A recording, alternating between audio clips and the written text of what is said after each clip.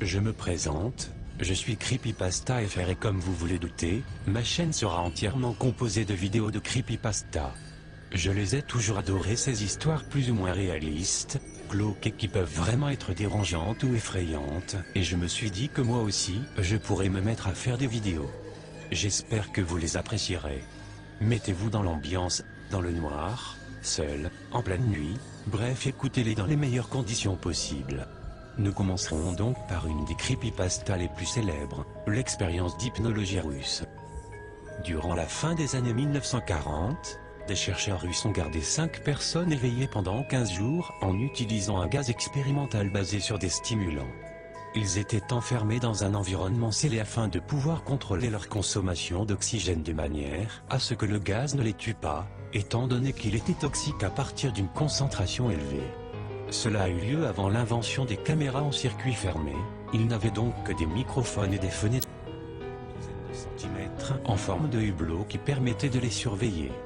La chambre était équipée de lits à poings sans literie, de l'eau courante et de toilettes, et contenait des livrets suffisamment de nourriture sèche, pour qu'ils puissent tenir à 5 pendant plus d'un mois. Les sujets de test étaient des prisonniers politiques jugés ennemis de l'État durant la Seconde Guerre mondiale. Tout s'est bien passé pendant les 5 premiers jours.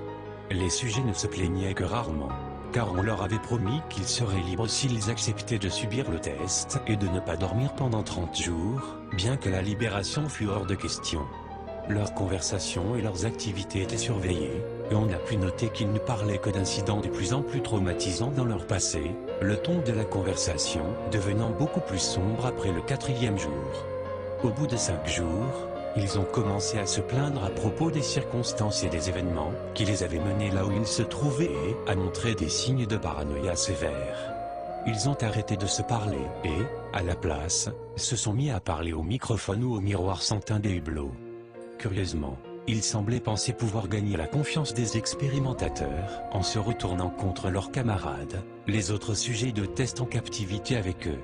Les chercheurs ont tout d'abord supposé qu'il s'agissait d'un effet du gaz. Après 9 jours, le premier d'entre eux a commencé à crier. Il courait sur la longueur de la chambre en hurlant à plein poumon pendant 3 heures sans discontinuer, et a ensuite essayé de ne pas s'arrêter, mais il n'arrivait qu'à produire de temps à autre de petits couinements. Les chercheurs ont pensé qu'il s'était déchiré les cordes vocales. Le plus surprenant dans ce comportement, c'est la manière dont les autres sujets ont réagi, ou plutôt n'ont pas réagi. Ils ont continué à murmurer à l'attention des microphones jusqu'à la seconde où les cris ont commencé. 2 des captifs qui ne criaient pas ont alors désossé les livres, ont enduit toutes les pages avec leurs propres excréments et les ont collés sur le verre des hublots. Les cris se sont rapidement arrêtés. Les murmures adressés au micro également. 3 jours se sont écoulés.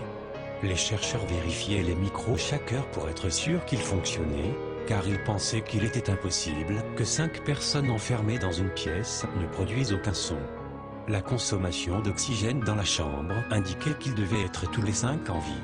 En fait, elle correspondait à la quantité d'oxygène que 5 personnes consommeraient pendant un exercice physique extrêmement ardu. Le matin du 14e jour, les chercheurs ont fait quelque chose qu'ils avaient dit qu'ils ne feraient pas. Pour obtenir une réaction des captifs, ils ont utilisé l'interphone de la chambre, espérant provoquer une quelconque réponse des détenus. Ils avaient peur qu'ils soient morts ou dans un état végétatif. Ils ont annoncé « Nous allons ouvrir la chambre pour tester les microphones. Restez loin de la porte et allongez-vous sur le ventre par terre, ou vous serez abattus.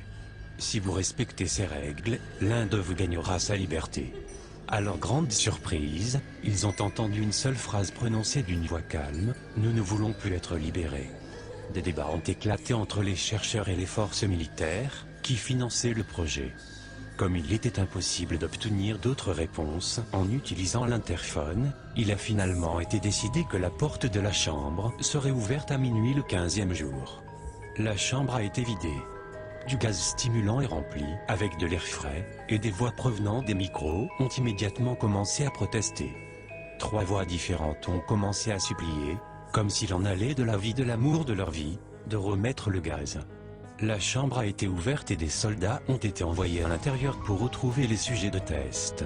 Ils ont commencé à hurler plus fort que jamais, et les soldats ont rapidement fait de même lorsqu'ils ont vu ce qui était à l'intérieur.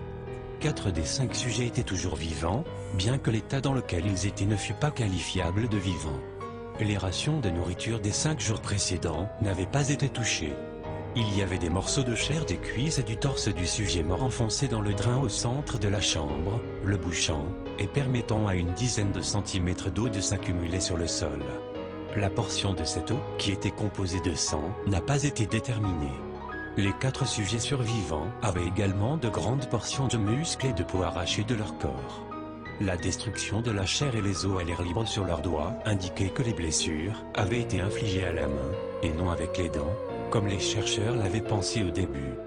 Des observations plus précises de la position et de l'angle des blessures ont montré que la plupart des blessures, si ce n'était toutes, avaient été infligées par eux-mêmes. Les organes abdominaux sous la cage thoracique des 4 sujets avaient été retirés. Alors que le cœur, les poumons et le diaphragme étaient restés en place, la peau et la plupart des muscles attachés aux côtes avaient été arrachés, permettant de distinguer les poumons à travers les côtes.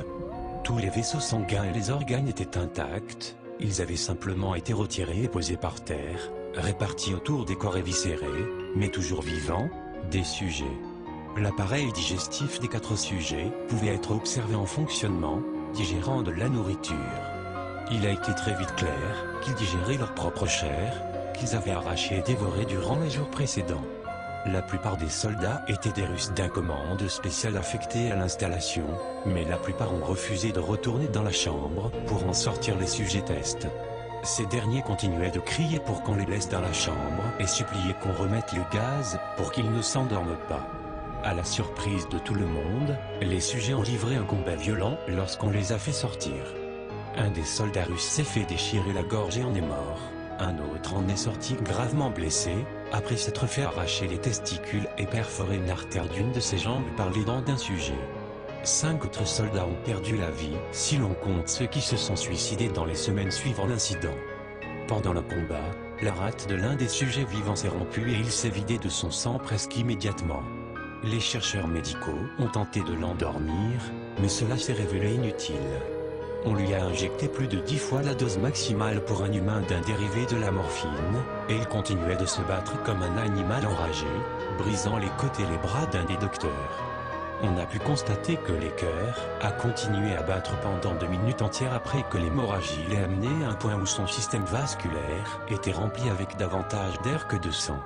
Même après qu'il se soit arrêté, il a continué de crier pendant 3 minutes, s'efforçant d'attaquer quiconque venait apporter et répétant continuellement le mot plus, de plus en plus faiblement, jusqu'à ce qu'il soit réduit au silence. Les 3 sujets tests survivants ont été immobilisés et transportés dans une installation médicale, les 2 ayant leur corde vocale encore intacte continuant de supplier le retour du gaz pour rester éveillé. Celui des 3 ayant le plus de blessures a été emmené dans le seul bloc opératoire, dont l'installation disposait. Durant la procédure devant le préparer pour le replacement de ses organes internes, il s'est révélé immunisé aux sédatifs, qui lui ont été administrés dans le but de le mettre en condition pour l'intervention chirurgicale. Il se débattait furieusement contre ces liens lorsque le gaz anesthésiant a été apporté pour le mettre hors de combat. Il a réussi à déchirer la quasi-totalité d'un bandeau de cuir épais de 10 cm attaché à un de ses poignets, même avec le poids d'un soldat de 90 kg, qui essayait de maintenir ce poignet immobile. Une quantité juste supérieure à la normale a été nécessaire pour l'endormir, et à la seconde où ses paupières se sont fermées, son cœur s'est arrêté. Pendant l'autopsie du sujet test, qui est mort sur la table d'opération, il a été révélé que son sang contenait 3 fois la concentration normale d'oxygène. Les muscles qui étaient toujours attachés à son squelette étaient affreusement déchiquetés et il s'était brisé 9 os dans sa lutte pour ne pas être maîtrisé. La plupart à cause de la force que ses propres muscles avaient exercée sur eux. Le second survivant avait été le premier du groupe à commencer à crier. Ses cordes vocales étant détruites, il était incapable de supplier ou de protester contre l'opération, et il n'a réagi qu'en secouant violemment la tête pour montrer sa désapprobation lorsque le gaz anesthésique a été amené près de lui. Il a secoué la tête pour faire oui lorsque quelqu'un suggérait, à contre-cœur, d'essayer l'opération sans anesthésie, et n'a pas réagi pendant les 6 heures, qu'ont nécessité le replacement de ses organes abdominaux et la tentative de les recouvrir avec ce qu'il restait de peau. Le chirurgien présidant l'intervention n'arrêtait pas de répéter qu'il devrait être médicalement impossible pour le sujet d'être encore en vie. Une infirmière terrifiée, qui assistait à l'opération a affirmé qu'elle avait vu la bouche du patient former un sourire plusieurs fois, à chaque fois que ses yeux croisaient les siens. Lorsque la chirurgie a pris fin, le sujet a regardé le chirurgien et a commencé à siffler fortement, essayant de parler en se débattant. Supposant que ce devait être important, le chirurgien a demandé à ce qu'on lui apporte un crayon et un calepin afin que le patient puisse écrire son message. Il était simple. Continuez à couper. Les deux autres sujets tests ont subi la même intervention, tous les deux sans anesthésie. Cependant, il a été nécessaire de leur injecter un paralysant pendant la durée de l'opération. Le chirurgien n'arrivait pas à effectuer la chirurgie pendant que les patients riaient continuellement. Une fois paralysés, les sujets pouvaient seulement suivre les médecins des yeux. Le paralysant a été éliminé de leur système après une période anormalement courte, et ils ont rapidement essayé de s'échapper. Au moment où ils ont pu recommencer à parler, ils ont recommencé à demander le gaz stimulant. Les chercheurs ont essayé de leur demander pourquoi ils s'étaient infligés ces blessures, pourquoi ils avaient arraché leurs propres entrailles et pourquoi ils voulaient de nouveau le gaz. La seule réponse qui a été donnée était « Je dois rester éveillé ». Les liens des trois sujets ont été renforcés et ils ont été replacés dans la chambre en attendant de savoir ce qu'on allait faire d'eux. Les chercheurs, faisant face à la colère des bienfaiteurs militaires à cause de leur incapacité à atteindre le but qu'ils leur avaient fixé, ont pensé à les euthanasier. L'officier commandant, un ancien agent du KGB, a, au contraire, vu du potentiel en eux, et a voulu voir ce qui se passerait si on les replongeait dans le gaz. Les chercheurs s'y sont formellement opposés, mais leurs objections ont été ignorées. Afin de les préparer à être de nouveau scellés dans la chambre, les sujets ont été connectés à un moniteur électroencéphalographique, et leurs liens ont été renforcés pour un confinement à long terme. À la surprise générale, ils ont tous les trois arrêté de se débattre au moment où quelqu'un a laissé échapper qu'on allait les remettre dans le gaz. Il était évident qu'à ce moment, ils avaient énormément de mal à rester éveillés. Un des sujets qui pouvait parler fredonnait d'une voix forte et sans s'arrêter. Le sujet muet appuyait ses jambes de toutes ses forces, d'abord la droite, puis la gauche, puis de nouveau la droite, afin d'avoir quelque chose sur quoi se concentrer. Le dernier sujet gardait sa tête au-dessus de son oreiller et clignait des yeux rapidement. Ayant été le premier à avoir été relié à l'électroencéphalogramme, la plupart des chercheurs observaient ces ondes cérébrales avec surprise. Elles étaient normales la plupart du temps, mais affichaient parfois inexplicablement une simple ligne. C'était comme s'ils subissaient plusieurs morts cérébrales, avant que tout ne redevienne normal. Comme ils se concentraient sur le papier, qui sortait du moniteur, seule une infirmière a vu ses paupières se fermer au moment où sa tête est retombée sur son oreiller. Ces ondes cérébrales se sont immédiatement muées en celles du sommeil profond, puis la ligne droite est apparue pour la dernière fois, alors que son cœur s'arrêtait. Le seul sujet restant en état de parler s'est mis à crier pour être scellé immédiatement. Ces ondes cérébrales montraient les mêmes lignes droites que celui qui était mort après s'être endormi. Le commandant a donné l'ordre de sceller la chambre avec les deux sujets à l'intérieur, ainsi que 3 chercheurs. Un des 3 qui ont été nommés a immédiatement sorti son revolver et tiré une balle entre les 2 yeux du commandant, puis a retourné son arme contre le sujet muet, lui faisant également sauter la cervelle. Il a ensuite pointé son arme vers le sujet restant, toujours attaché au lit, tandis que les membres restants de l'équipe médicale et de recherche fuyaient la pièce. Je ne me laisserai pas enfermer là-dedans avec ces choses. Pas avec vous. A-t-il crié à l'homme attaché à la table.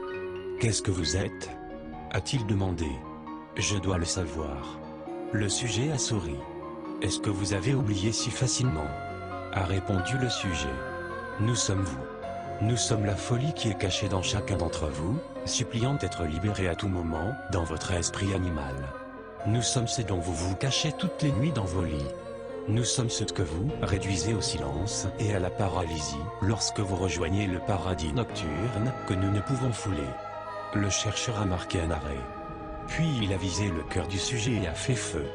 L'électroencéphalogramme a alors affiché une ligne droite, tandis que le sujet s'étranglait, laissant faiblement échapper quelques mots. Si, près d'être, libre.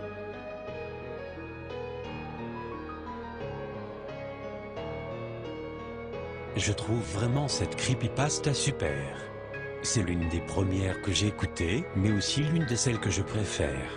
L'histoire est vraiment glauque et sadique avec ces chercheurs russes, qui tentent de faire d'étranges expérimentations sur ces prisonniers politiques, et la façon dont l'auteur de cette creepypasta est capable de décrire les scènes et de nous maintenir en haleine tout au long du récit est juste sublime.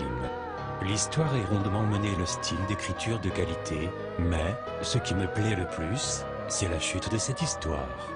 Une très bonne creepypasta que vous pourrez raconter à vos amis, en soirée.